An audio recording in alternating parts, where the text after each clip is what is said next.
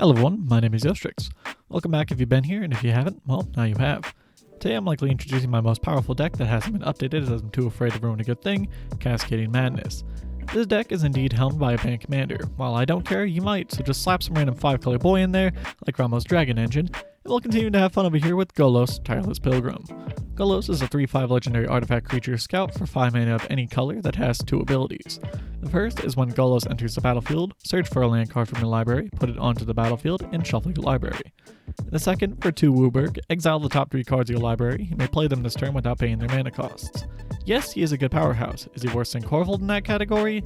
I don't personally think so. He was banned on a day I was actually feeling really good on, and that still irks me. Now, I built this deck with 3 things in mind. Fun, at least 4 cards of each individual color, and Cascade. I quickly found out that I'm the only one to have fun because I Cascade.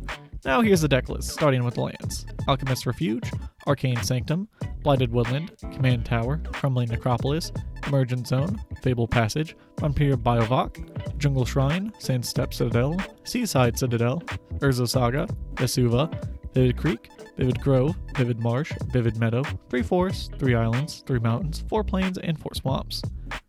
With that mess of a land base, what could the actual deck look like? Well, next up is the ramp. Armillary Spear, Averna the Chaos Bloom, Biomancer's Familiar, Burnished Heart, Circuitous Root, Explosive Vegetation, Fabro Elder, Fist of Suns, Jingata the Wellspring, Renegade Map, Soul Talisman, Stormkiln Artist, Terramorph, Traveler's Amulet, and Verdant Mastery.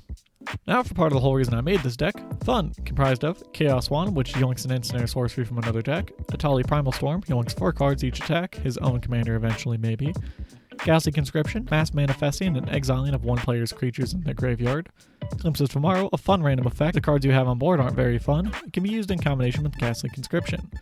Profane Transfusion, it's fun to play with players' life totals, also very unexpected.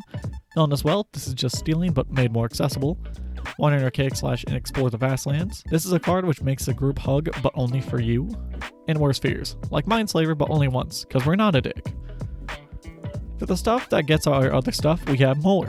Aminatu's Augury, perfect for any deck running blue and has a free spell slot. Conflux nabs a card of each color, which we have at least 4 of. Dark Petition searches for a card, and could be useful if in a pinch for mana. Emoti, Celebrant of Bounty, grants spells of 6+ mana value, Cascade, of which there are 24. Garn's Temporal Sundering is a free turn. Maelstrom Nexus grants first spell Cascade, a card can have multiple instances. Mind's Desire, this is a lot of shuffling, so we usually just pull the top X amount, but free cards. Stormherd, because Pegasus is an underutilized type. Reiterate, because Hit Me Baby One More Time hasn't been made. Shark Typhoon, lots of instants and sorceries means a lot of sharks. Sunbird's Invocation, it's Cascade but less broken. Swarm Intelligence, reiterate but constant and not an enchantment. Swift Foot Boots, because more time with them, Otherwise our commander will die again. Morai Conjecture, both recursion and duplication on an enchantment, which is hella dope.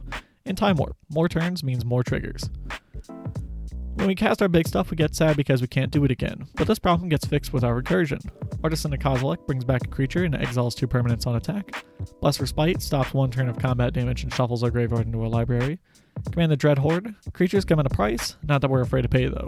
Enigma Sphinx, Cascade, but make it a knockoff Approach of the Second Sun. Cast Dissonant Mage, we have strong spells, let's use them more than once. Deconstruct History, when we need more than just spells, but permanents back from our graveyard. Wizard Spellbook, we love our cards so much we cast them a second time. Maybe for a price, maybe not. And we don't like it when other people have big stuff, so instead we remove it with Removal.